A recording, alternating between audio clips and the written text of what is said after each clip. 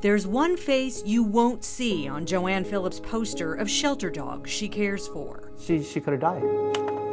There was 1 inch of flesh holding her ankle onto her leg. Stanley was on the Adoptable Dogs page for the Nevada Society for the Prevention of Cruelty to Animals on the day he attacked Joanne. I mean, what if that dog was adopted out to a family of young children? We're talking to Jim Phillips because his wife is still too traumatized to recount the events of April 11th.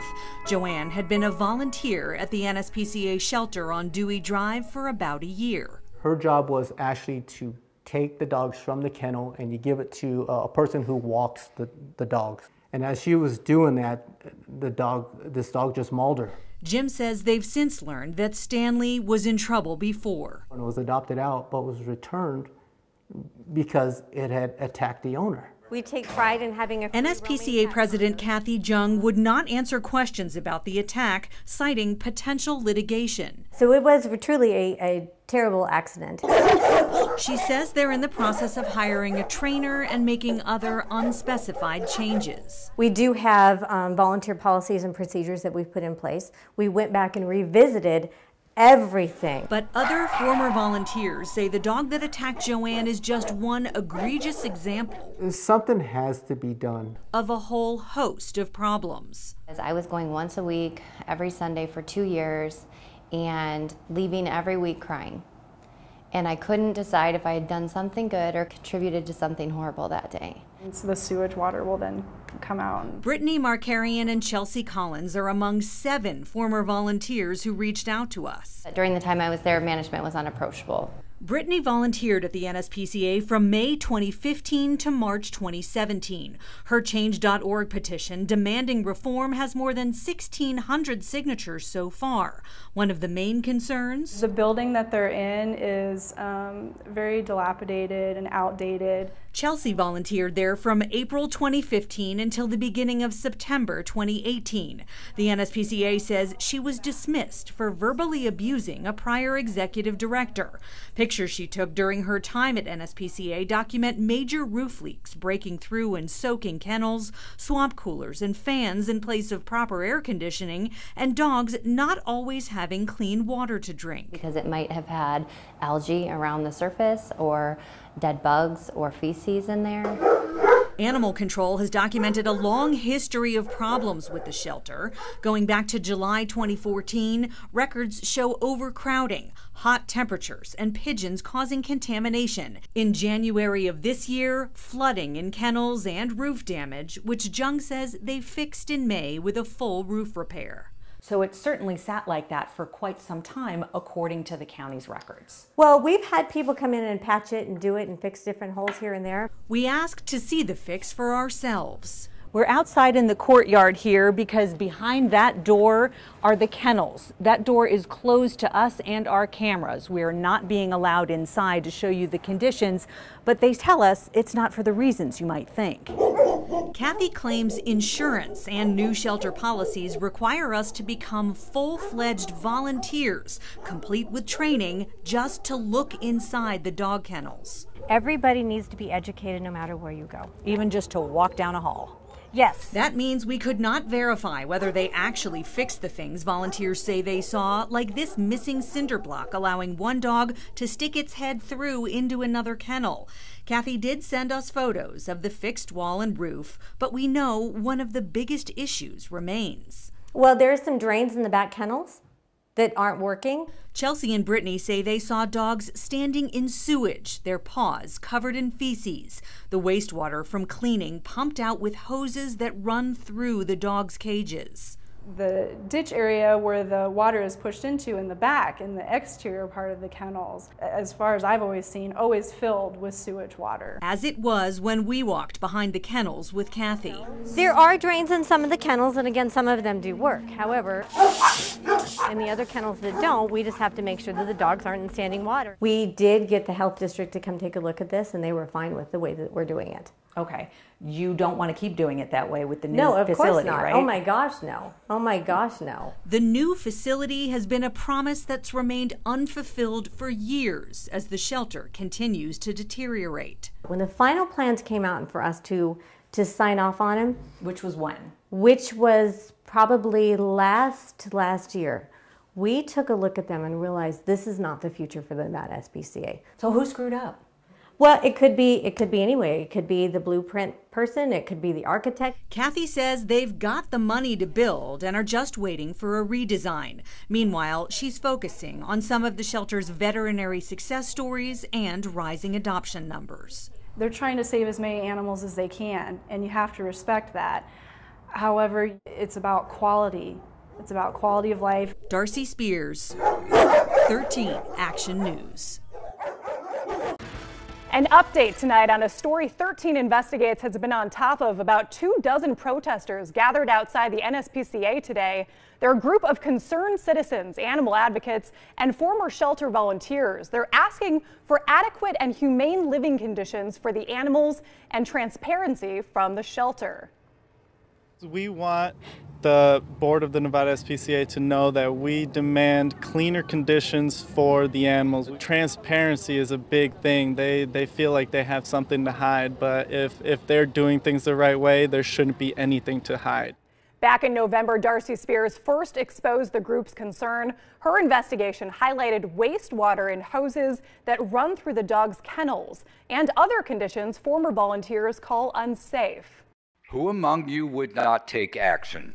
A call to arms issued to commissioners by a group of 6 former volunteers and employees of the NSPCA. They say it's time for conditions at the nonprofit shelter to change, and it's time for the county to demand transparency and accountability. Animals are voiceless and helpless. They deserve better.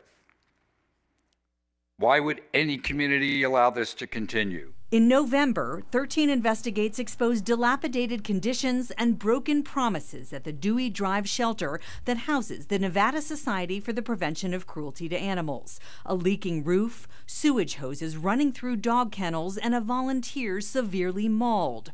Former employee Marco Panta says conditions documented years ago still existed just a few months ago when he left the shelter. Thousands and thousands of insects that infest the facility, mainly roaches and black widows that can be found throughout during the night periods. Those roaches can be found roaming through the bedding, the food and water bowls, sometimes on the animals themselves, all over the facility. NSPCA President Kathy Jung wasn't available for an on-camera interview. She told me over the phone that those conditions are a thing of the past and life for the shelter animals has vastly improved, though they know they still have a ways to go. Volunteer Rescue Coordinator Kara Matthews worked at NSPCA for 6 years, quitting just last month. It is neglect, it is shameful, and people like myself, I'm caught in this in-between position. So do I go and I help because I know I can help, or do I take a stand and say this is wrong, we need to do something about this? Those who chose to take a stand today shared concerns not only about the animals, but also the money NSPCA takes in from fundraisers and donors for a new shelter that's been promised for years, but has yet to be built. They had approved plans and drawings that I was privy to almost 6 years ago. They told me they had the funds to complete the project. It was to be a total renovation of the facility. Not only that, but of course, brand new housing for the animals. It never happened.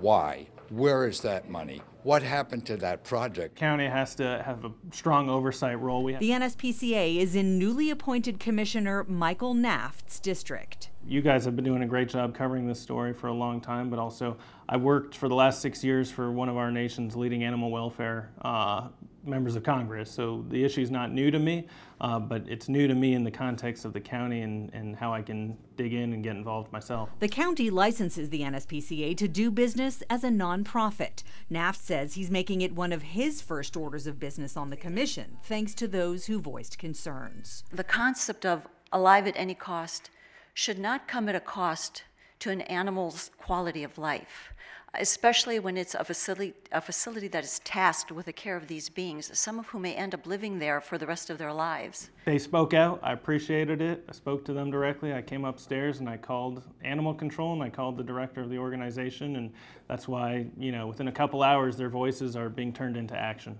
NSPCA President Kathy Jung emphasized to me that she and the current board are still cleaning up a mess from the previous director, but she says they're leaps and bounds ahead of where they were. She says formerly announced plans to break ground on a new shelter were premature, but they're actively working to make it happen.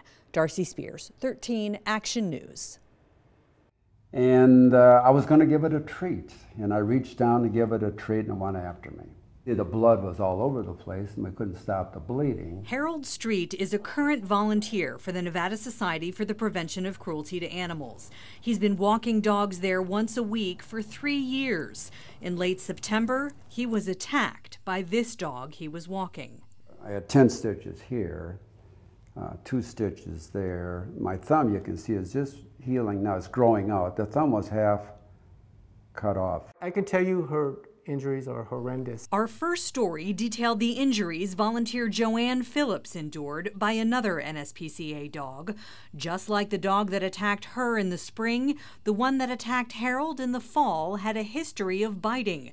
In both cases, the NSPCA knew about it but didn't tell them. One of the board members told Animal Control that they had gotten the dog in May, and that since then it had attempted to bite multiple people when being walked or restrained. Yeah, I found it out after the fact. After the fact. Yeah. In June, shelter notes provided to the county show the dog was being put up for adoption with no notation of a bite history. Jim Anderson is chief of county animal control. What does that say about how they're evaluating and keeping these dogs? Certainly best practices are to ensure that if you don't have an animal that is aggressive, that is being adopted out. They even said that the dog was put on a quarantine on July 25th for biting a customer while he was trying to grab the leash. All of this happened long before you got attacked. Yeah, it was never brought to my attention. Animal Control took the dog and it was euthanized. Yeah, they should have said something. The dog never should have been out. NSPCA President Kathy Jung no-showed for our scheduled interview. Since then, we spoke off camera, and she says there was a separate card on Haku's kennel noting he was treat aggressive, but we've seen no proof of that, and it's not documented in Animal Control's records from the bite investigation. This is the kennel card from county records. There's no notation about the dog being treat aggressive. As for whether kennel conditions have improved overall, Jim Anderson says since our investigation began, change is afoot, and one of his officers says the dogs are benefiting. A lot of clean bedding, newer products were in there, all clean water, food. He noted the dramatic improvement from his last inspection, while still noting some deficiencies that need to be corrected. So there is some good news, but Jung didn't even show up to talk about the positives. For Harold, Jung skipping out on our interview raises more questions, like why the dilapidated shelter hasn't been replaced with a long-promised new building. They told us they've got all the money they need to build it. Well, they tell a different story to us, you know. With his bite wound still healing, he wants to continue helping the animals, but believes he'll be blackballed for speaking out. You think that just because you share legitimate concerns, they're going to tell you thanks but no thanks? Don't come around. Yeah. What does that say?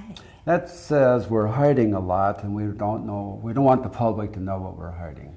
There's something wrong. My investigation continues as we try to track where the money is going, why the new shelter has not been built, and what's lurking in the NSPCA president's past. Join me for that tonight at 11. Darcy Spears, 13 Investigates. Hi Jason, this is Darcy Spears calling from Channel 13. I'm standing in the lobby of the NSPCA. Hi John, it's Darcy Spears calling once again from Channel 13. I believe this is at least the third or fourth attempt I've made to reach you. All of the unanswered calls had me wondering what the NSPCA doesn't want to talk about. Turns out, there's a lot. The last thing we want to do is in any way impact the mission to work with, rehabilitate, and save these dogs, but they're creating a situation that makes this place look really shady.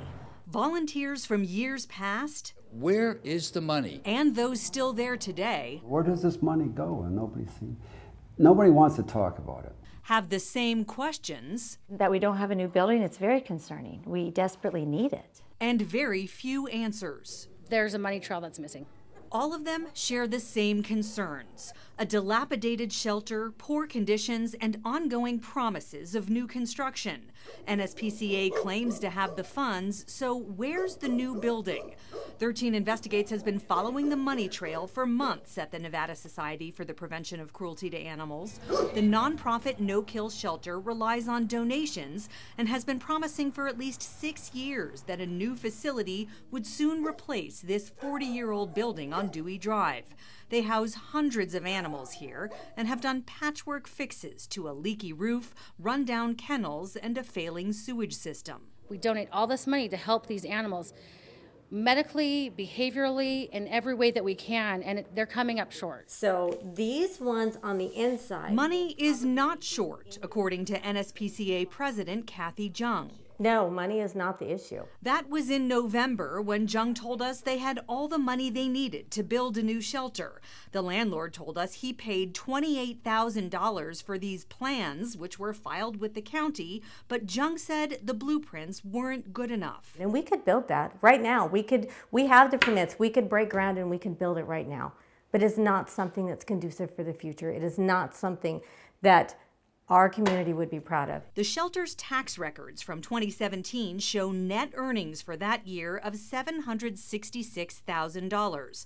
The year before, it was $1.069 million. I was shocked at the amount of money that they were to take in per year. Over the 5-year period from 2013 to 2017, NSPCA took in $10.3 million in public support.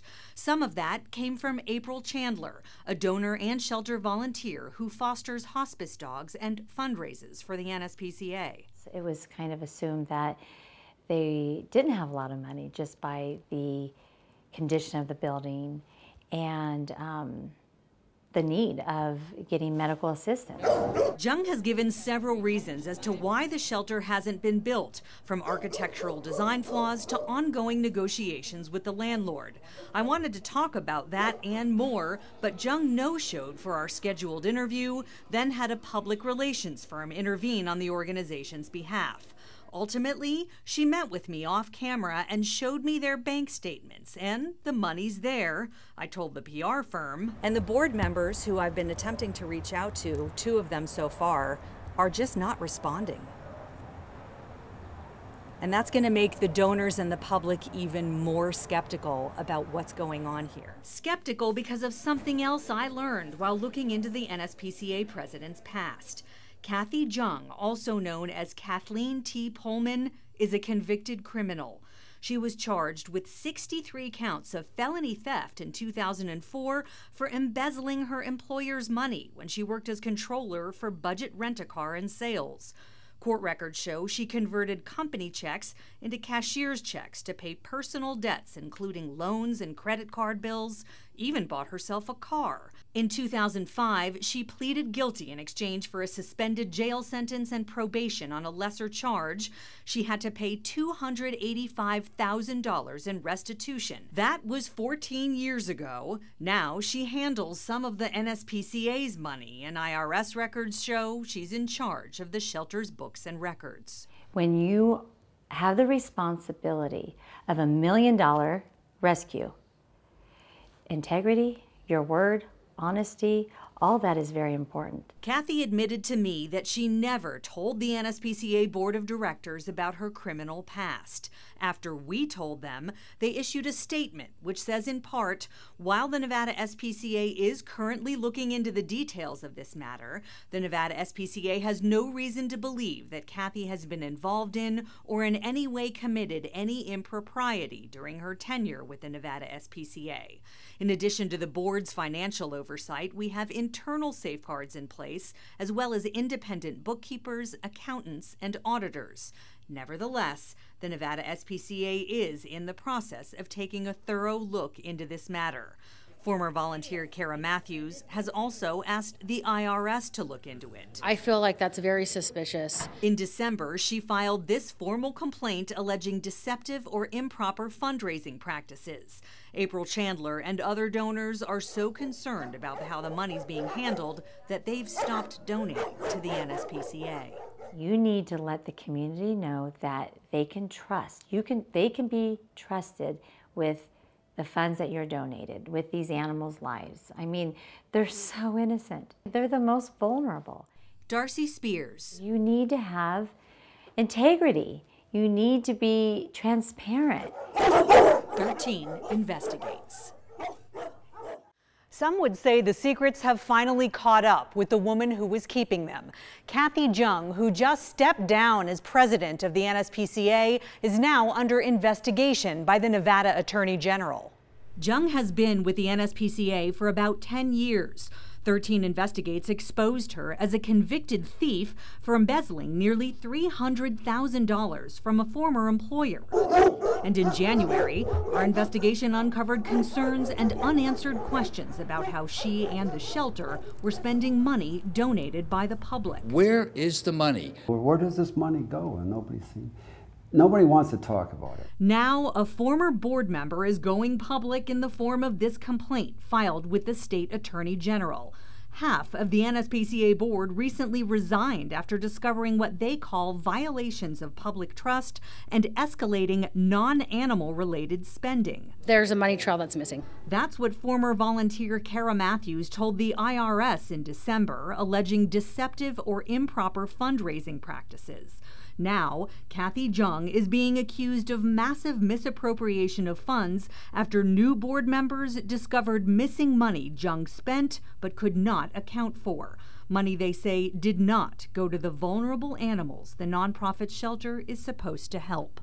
Despite a mountain of evidence provided to the entire board, Kathy Jung has been allowed to remain on the board, although she's no longer president and has relinquished any financial controls she had. All 5 remaining board members are named in the complaint to the Attorney General for breaching their own policies and the public trust. We've got tons of details and dollar figures to report as my investigation continues tonight on 13 Action News, live at 11. Darcy Spears, 13 Investigates. Massive misuse of money meant for animals, but instead used for personal expenses by board president Kathy Jung. That's what the Nevada Attorney General is investigating and what those still on the Nspca board are now scrambling to address after failing to vote her out. When you have the responsibility of $1 million rescue, integrity, your word, honesty, all that is very important. Former donor April Chandler's words are echoed by former Nspca board member Tina Walls, a local lawyer and donor herself who walked away from the Nspca last week and filed this public integrity complaint against Kathy Jung and the Nevada Society for the Prevention of Cruelty to Animals. The complaint says the leadership at Nspca lacks any ability to govern itself and discipline its members for breach of its own policies and public trust. You need to let the community know that they can trust. They can be trusted with the funds that you're donated, with these animals' lives. I mean, they're so innocent. They're the most vulnerable. Absolute lack of transparency by Jung and the remaining board members is at the crux of this complaint. Walls wrote that once she had the chance to review financial books and records, she and others became alarmed at the escalating non-animal related spending. Kathy Jung had an Nspca debit card and used it to spend more than $148,000 in 2018 alone at places like the PGA Store, Pier 1, Cost Plus, Michael Kors, Ulta, and Skechers, just to name a few. The money came out of the Nspca's operating account, which requires invoices and approval by 2 signatures, but that did not happen. The complaint says Jung also made ATM withdrawals and got cash back on a number of purchases. She wrote $14,300 in checks from the petty cash account in 2018, all payable to cash and all signed and endorsed by her with no receipts or backup documentation. More than $26,000 was spent in 2018 for meals, travel, and entertainment, an increase of over 3,000% from the previous year. Jung argued there were grants paid to the Nspca to cover those travel costs and conferences, but there was no proof that grants were received for that. Shelter financial records also prove Jung wrote multiple checks to her boyfriend, Scott Reber, who works at a local car dealership, which the complaint says at a minimum violated internal financial control policies and the NSPCA's conflict of interest policies. In total, Jung's boyfriend received more than $52,000. Almost every check was signed only by Kathy Jung and had no backup invoices. Jung did not disclose those payments to the rest of the board, and it seems no one was paying attention to or controlling what she did. I don't know. I just don't know how she's gotten away with it this long, but, you know, it's just the way it is. I'm hoping all your stories you'll delve into enough information where they can get rid of her, because they need somebody to run that place. Former donor Darlene Lindes stopped giving the NSPCA money years ago when financial records she requested were not provided. Hundreds of pages of financial documents attached to the complaint detail the questionable spending and show how there was no structure in place to prevent fraud. Even when the entire board was presented with all this, 5 of them voted to allow Kathy Jung to remain on the board. Those 5 are Jason Egan, owner of Fright Dome, who serves as the NSPCA's treasurer, Michelle Wilmoth, who works at a local public relations firm, Melissa Schals, veterinary clinic manager at College of Southern Nevada, Darla Geary, and Kathy Jung herself. After we told the board they stand accused of breaching their fiduciary duties to the organization, they sent a statement which says they take the allegations very seriously. They also say Kathy Jung has voluntarily agreed to step down as president and relinquish any financial controls she had. The Nevada SPCA is conducting a full investigation with an independent auditor and conducting a full investigation of our accounting practices. Kathy Jung's attorney also sent a statement calling the board members who filed the complaint with the Attorney General disgruntled. He says he believes the allegations are baseless and without merit, and he intends to vigorously defend Ms. Jung. Darcy Spears, 13 investigates. NSPCA board president Kathy Jung is out, off the board and out of the organization she's been the face of for nearly a decade, and she's not the only one. The NSPCA's entire board of directors voted unanimously Thursday night to appoint Humane Network as trustee to create an entirely new board and hire a new executive director. The board then resigned and gave up any role in management and oversight of the shelter. This comes on the heels of 5 board members walking out after the other 5 refused to remove Jung, that amid mounting evidence of financial malfeasance. One of the board members who quit then presented the evidence to the Attorney General, prompting the state's investigation into suspicious spending of donors' money. The shelter has cut ties with Kathy Jung, and the Humane Network says they currently have no contact with her. All of this started with my investigation back in November. We exposed dilapidated conditions at the shelter, including sewage hoses running through kennels into open troughs, as well as unfulfilled promises of a new building. All the while, board president Kathy Jung was spending money, but not on the animals. That's what the Attorney General has been asked to investigate, and the Humane Network says it will fully cooperate with the investigations into allegations of financial impropriety.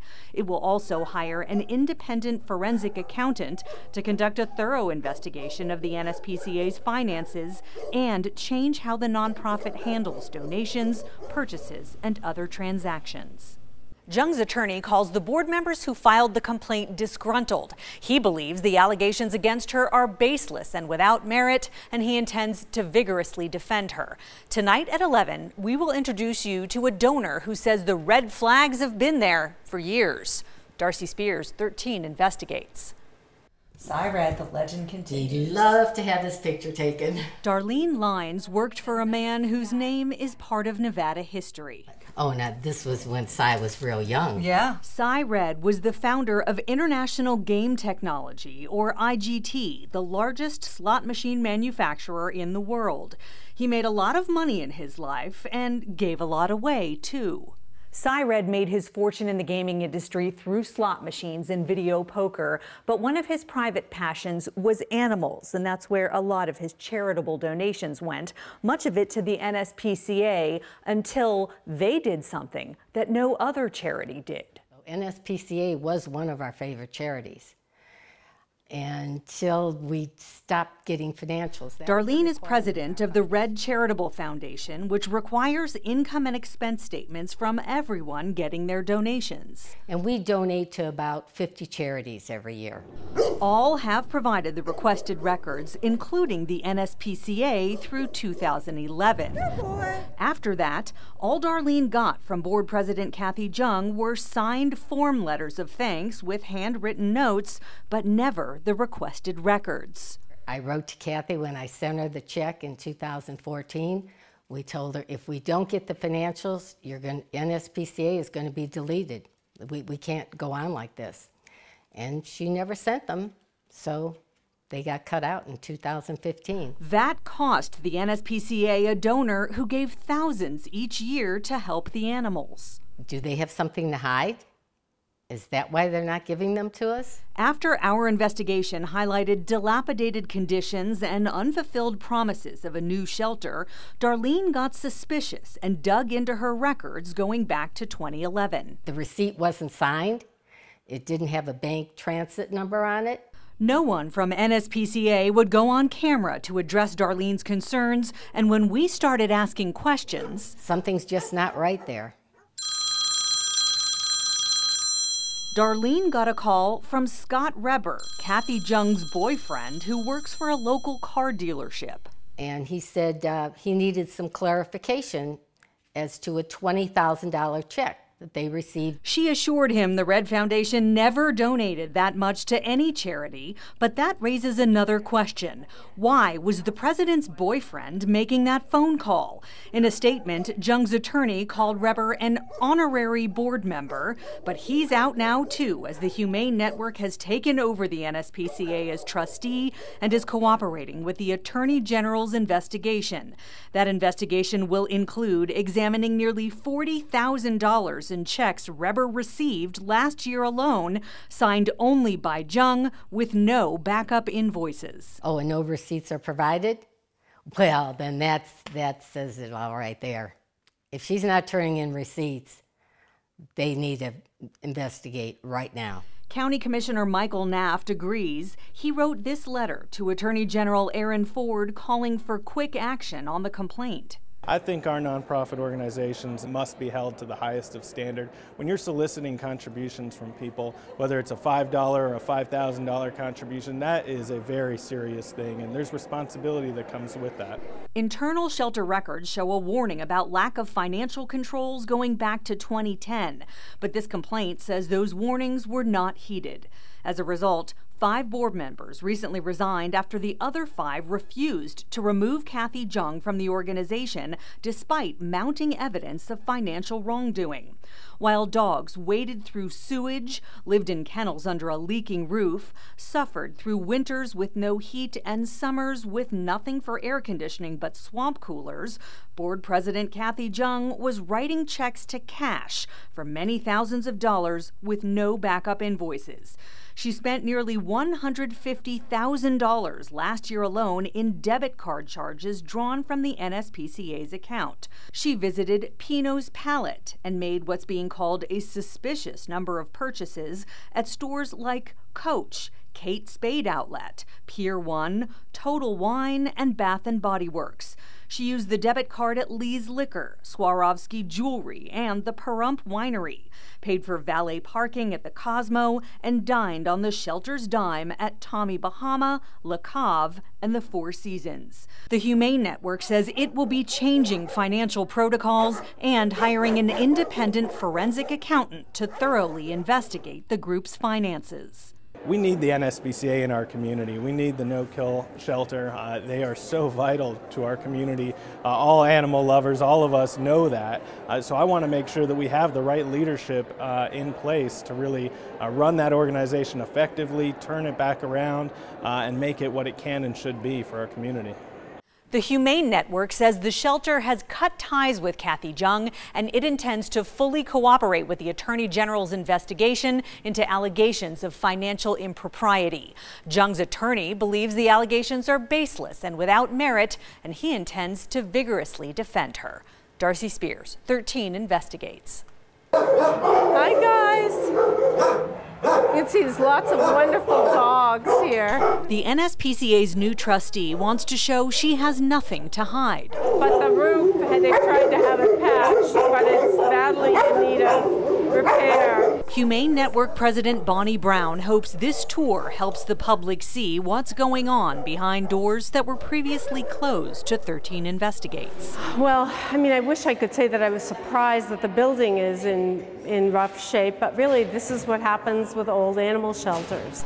Frustrating words for people who helped fund a new shelter. To this point, that new facility has been an empty promise to donors. Everything here has been a patchwork fix. You can also see someone has begun to retrofit the building with this laminate panel that's on here in order to provide a more cleanable surface. But in many places, the roof is degrading, splitting, and caving in. And if it rains, water is coming in. Newer flooring in the dog kennels is already cracking, and some older flooring in the cat area is breaking apart. Situations like that where you see cracks in the flooring are not ideal. For infection control purposes, in an ideal world, you would have a smooth surface.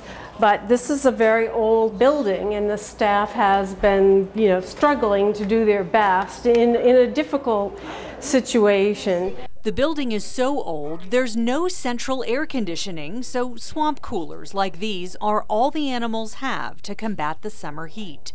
Again, it's not optimal. Optimally, you would have air conditioning in an animal shelter, because you don't want a strong wind blowing bacteria through the facility, right? But this roof can't really handle air conditioning units. Another issue they're facing back here in the kennels is a malfunctioning fire alarm. The holes up there are allowing bugs to come in, creating the alarm to randomly go off, even though the system is still working. It's a sound that's hard for humans to hear and even harder for the dogs. They've also only got 2 sets of household washers and dryers for the blankets. A lot of things that could and should have been fixed, and it's not a question of money.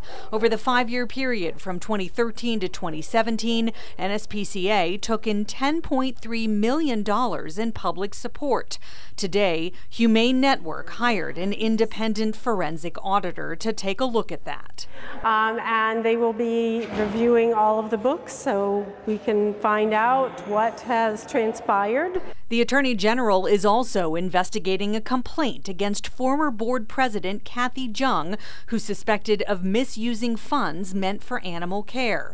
She and the rest of the former board resigned earlier this month. Now, staff members are picking up the pieces. A lot of the staff care very deeply for the animals and are very worried about the animals. Former volunteers are still trying to track down one of the shelter's longest residents. Even Executive Director Ebony Kuiper says she doesn't know what happened to Lexi after she was sent to an outside vet months ago. The shelter needs a lot of work, and it's not equipped to be an animal sanctuary where animals would spend a long period of time. So we will be going over each of the animals in the facility and making a plan for each of them. Humane Network is also planning a more active adoption program for the many bunnies the shelter has taken in, and working fast to hire a new executive director and recruit new board members. We also need the community to begin to trust the organization again. I'm convinced that it plays a crucial role in life-saving in this community, and that it can play an even more crucial role in the future. If you'd like to help with donations, repair work, or you're interested in serving on the board, we've got all the information you need on our website at ktnv.com. Darcy Spears, 13 Investigates.